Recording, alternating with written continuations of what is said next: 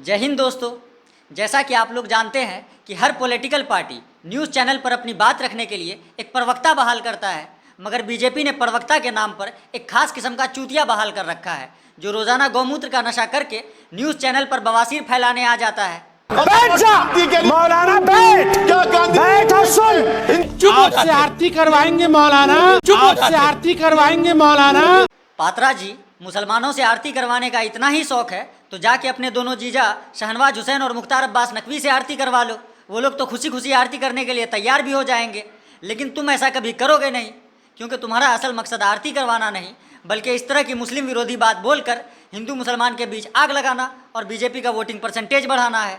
ए सुनो, अल्लाह के भक्त हो या भगवान विष्णु के भक्त हो, पहले ये बताओ, पहले बताओ जरा कौन भक्त, किसके भक्त? भक्त तो हम अल्लाह के हैं। अल्लाह के भक्त हो तो चिल्लाओ मत, बैठ जाओ। नहीं, फिर बैठ जाओ चुपचाप, फिर चुपचाप बैठ जाओ। किसी मस्जिद का नाम रख दूंगा मैं भगवान विष्णु के नाम पे, फिर चिल्लाते फिरोगे। अरे रख दूंगा किसी मस्जिद का नाम भगवान विष्णु के नाम पे, चिल्लाओ मत, बैठ जाओ। ये संघियों के शुक्राणु से बना कीटाणु न्यूज़ चैनल पर एक मुस्लिम प्रवक्ता को खुलेआम धमकी दे रहा है कि चुपचाप बैठ जाओ वरना किसी मस्जिद का नाम बदलकर भगवान विष्णु के नाम पर रख देंगे, फिर चिल्लाते रहना। और इस तरह की भैरंड बकचोदी करने के बाद ये बंदा फिर हमें न्यूज़ चैनल पर हिंदू मुस्लिम एकता का ज्ञान भी देता है। हम लोग अगर हिंदू मुस्लिम बन के लड़ना शुरू कर दे तो देश समाप्त हो जाएगा। अबे चूतियों के चाणक्य, जब तुमको पता है कि हम लोग अगर हिंदू मुस्लिम के नाम पर इसी तरह लड़ते रहे तो देश समाप्त हो जाएगा, उसके बावजूद तुम न्यूज़ चैनल पर इस तरह की हरकत काहे करते हो? जय श्री राम, जय श्री राम, देश की आम जनता महंगाई, बेरोजगारी, करप्शन जैसे सैकड़ों समस्याओं से जूझ रही है, लेकिन देश की जनता की हर समस्या का इसके पास एक ही समाधान है। जय श्री राम, जय श्री राम। वैसे ये बंदा न्यूज़ चैनल पर इस तरह की बातें सिर्फ इसलिए करता है ताकि हिंदुत्व के नाम पर बीजेपी को वोट देने वाले हमारे भोले भाले हिंदू भाइयों को ये खुश कर सके।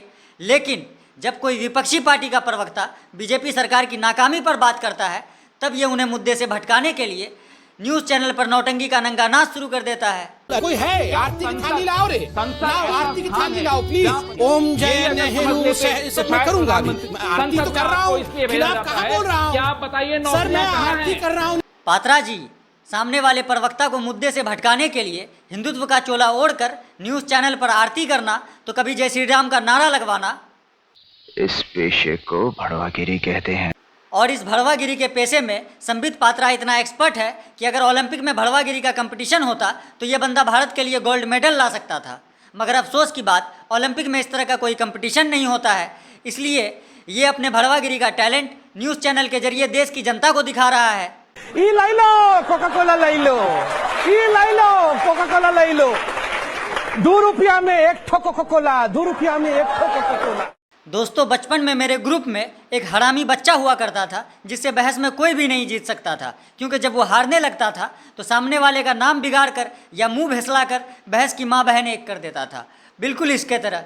पिड्डी जी बता के दिखाइए, पिड्डी जी बता के दिखाइए। हो गया लल्ला, ना ना फुदकता पिड्डी है हीरा, ए पिड्डी, ए पिड्डी, नहीं पिड्डी।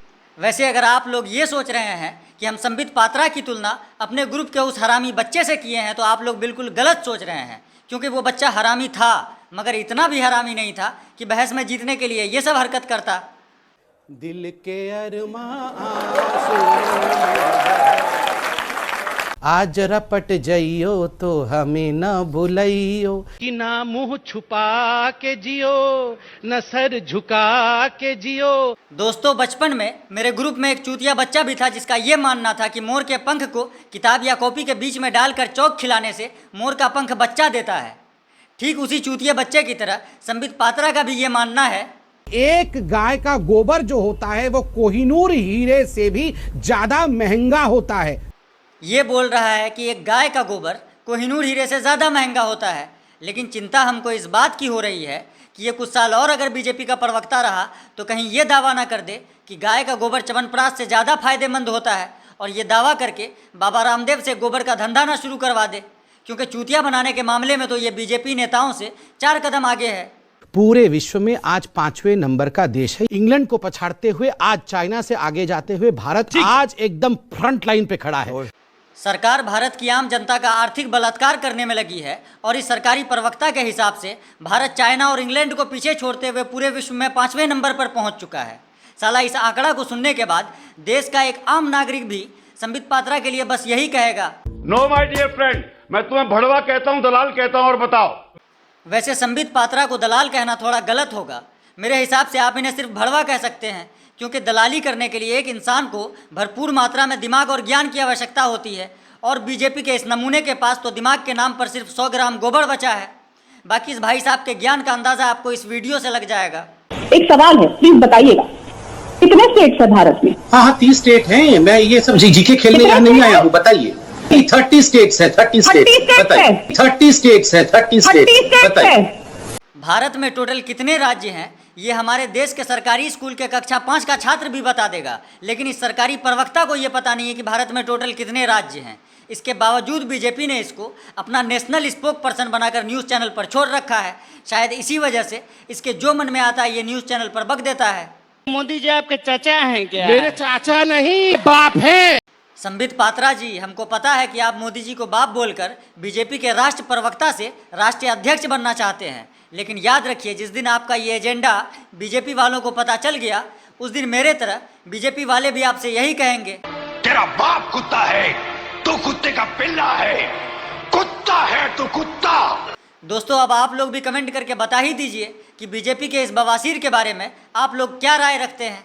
बाकी आज के इस वीडियो को यहीं पे ख़त्म करते हैं और मिलते हैं अगले वीडियो में अगले मुद्दे के साथ। तब तक के लिए जय हिंद। कैसे बनी कैसे बनी कैसे बनी कैसे बनी, फुलौरी बिना चटनी कैसे